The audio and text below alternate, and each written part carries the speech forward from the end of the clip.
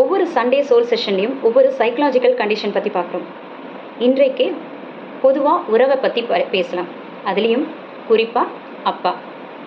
ஏன்னா இன்னைக்கு உலக அப்பாக்கள் தினம். எப்போவுமே அம்மா செய்யக்கூடிய வேலைகள், செய்யக்கூடிய தியாகங்கள், படக்கூடிய கஷ்டங்கள் எல்லாருக்குமே தெரிஞ்சிடும்.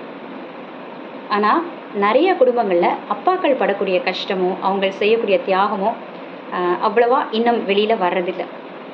அதற்கு காரணமும் அப்பாக்கள் தான். நான் குறையா சொல்லலை. யோசிச்சு பாருங்களேன். பெண்கள் ஏதாவது ஒரு விஷயத்தில் தனக்கு உடன்பாடு இல்லை தன்னை ரொம்ப யாரோ தன் சைடு நியாயத்தையே பேச விடாமல் யாரோ ஏதோ சொல்லிட்டு இருக்காங்கன்னா பதிலுக்கு அவங்க கோவப்படுவாங்க, இல்லை அழுவாங்க.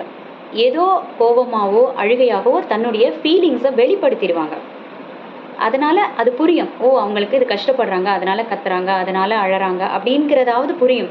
ஆனால் ஆண்கள் ஆரம்பத்துலேருந்தே எப்படி சொல்லி பழக்கப்படுத்தி வளர்த்துட்டாங்க அப்படின்னு சொன்னால், ஒரு காலகட்டம் வரைக்கும் ஆண் பிள்ளைனா அழக்கூடாது, தன்னுடைய ஃபீலிங்ஸை அவ்வளோ ஈஸியாக வெளிப்படுத்த முடியாத அளவுக்கு அவங்களுக்கு ஒரு கட்டுப்பாடு விதித்து வளர்த்துட்டாங்க.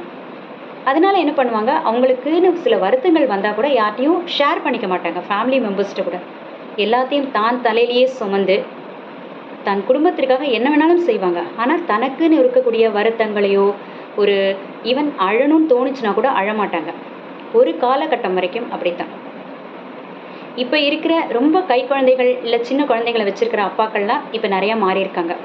அவங்க தன்னுடைய குழந்தைகளுக்கு குழந்தைகளோட ரொம்ப எக்ஸ்ப்ரெசிவாக இருக்காங்க. தன்னோட பாசத்தை வெளிப்படுத்துகிறாங்க, அவங்களுக்கு சரியாக விளையாடுறாங்க. ஆனால் அதுக்கு முதல்ல இருக்கக்கூடிய காலகட்டம் வரைக்கும் நிறைய அப்பாக்கள் அப்படி இருக்கிறதில்ல. அவங்களுக்கு தன்னுடைய பாசத்தை வெளிப்படுத்தவே தெரியாது. ஆனால் மனசுக்குள்ளே அவ்வளவு பாசம் இருக்கும், குடும்பத்தின் மேல் அக்கறை இருக்கும். வார்த்தைகளால் அவங்களுக்கு விவரிக்க தெரியாது. அதனாலேயே நம்ம பல நேரத்தில் நம்ம அப்பாவுடைய பாசத்தை புரிஞ்சிக்க தவறிடுறோம். என்னுடைய அப்பாவும் அப்படித்தான். ரொம்ப குடும்பத்திற்காக எதையும் செய்யக்கூடியவர். ஆனால் அவருக்கு அந்த பாசத்தை வார்த்தைகளில் வெளிப்படுத்த தெரியாது. ஒரு காலகட்டம் வரைக்கும் எனக்கு அது புரியல. ஏன்னா என்னுடைய உறவினர்கள் நடுவில் பார்ப்பேன், அவங்கெல்லாம் அவங்க அப்பா கூட குரூப் ஃபோட்டோ, ஏதாவது ஒரு ஃபங்க்ஷனாலே குரூப் ஃபோட்டோ எடுத்துப்பாங்க. எல்லாம் அவங்க ஃபேமிலியாக ஒரு கெட் டுகெதர் போடுவாங்க. இதெல்லாம் பண்ணும்பொழுது ஏன் நம்ம அப்பாவுக்கு அது தெரியல அப்படின்னு இருக்கும். ஆனால் ஒரு கட்டத்தில் அது புரிய ஆரம்பிச்சுது.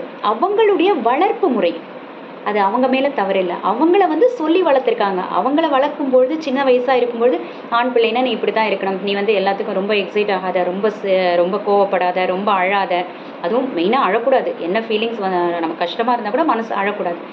இப்படிலாம் அவங்களோட ஃபீலிங்ஸை சப்ரஸ் பண்ணி வளர்க்கும் பொழுது அவங்களால ஒரு கட்டத்திற்கு அப்புறம் தனக்குன்னு குடும்பம் வரும்பொழுது அதை வெளிப்படுத்த தெரியாமல் போகுது. ஆனால் இதை எவ்வளவு பேர் நாம் புரிஞ்சுக்கிறோம்? ஏன்னா புரிய ஆரம்பிக்கும் பொழுது நாம் நம்மளுடைய பாசத்தை இன்னும் அதிகமாக கொடுக்க ஆரம்பிப்போம்.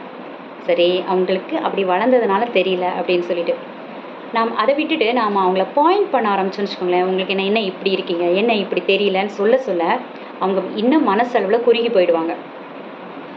நம்ம வாயை திறந்தாலே எல்லாரும் ஏதாவது சொல்லுவாங்கன்னு ஏற்கனவே யோசிக்கிறவங்க இப்போ நம்மளை இன்னும் எல்லாரும் குறை சொல்கிறாங்கன்ட்டு இன்னும் தன்னை ஷ்ரிங்க் பண்ணிப்பாங்க. தன்னோட ஃபீலிங்ஸை எக்ஸ்ப்ரெஸ் பண்ண மாட்டாங்க.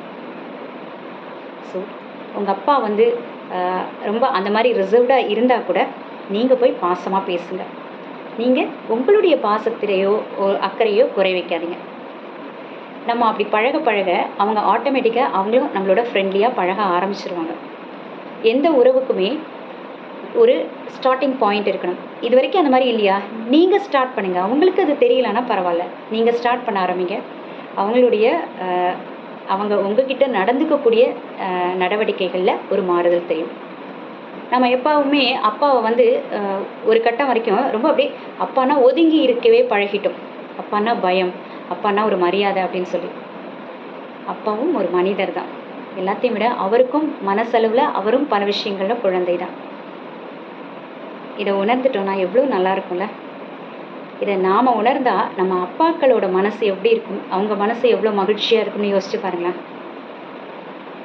எல்லா உறவுகள்லையுமே சொல்கிறேன், எந்த உறவுமே பர்ஃபெக்டான உறவு கிடையாது. எல்லா உறவுகளையும் நாம் நினச்சிட்ருப்போம் நம்ம ரொம்ப பர்ஃபெக்டாக நம்மளோட கடமைகளை செய்கிறோம். ஒரு அம்மாவாக செய்கிறோம், ஒரு மகளாக செய்கிறோம், ஒரு மருமகளாக செய்கிறோம், இல்லை ஒரு மகனாக செய்கிறோம். நாம் நினச்சிட்ருப்போம். ஆனால் அதையும் தாண்டி நம்மிடம் பல குறைகள் இருக்கும். இது எல்லா உறவுகளுக்கும் பொருந்தும். அதனால் நோ ஒன் இஸ் பர்ஃபெக்ட். அதனால் அப்பாவை அப்படி ஒதுக்கி ஒரு ஒரு டிஸ்டன்ஸ்லேயே வச்சு பழகிறத நிறுத்துங்க.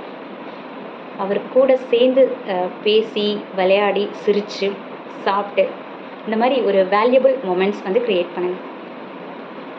தன்னுடைய பாசத்தை வெளிப்படுத்த கூட தெரியாமல் ஆனால் உள்ளுக்குள்ளே அவ்வளோ பாசத்தை அடக்கி வைத்திருக்கும், குடும்பத்திற்காக எதையும் செய்ய தயாராக இருக்கும் அனைத்து அப்பாக்களுக்கும் இனிய அப்பாக்கள் தின நல்வாழ்த்துக்கள். நன்றி.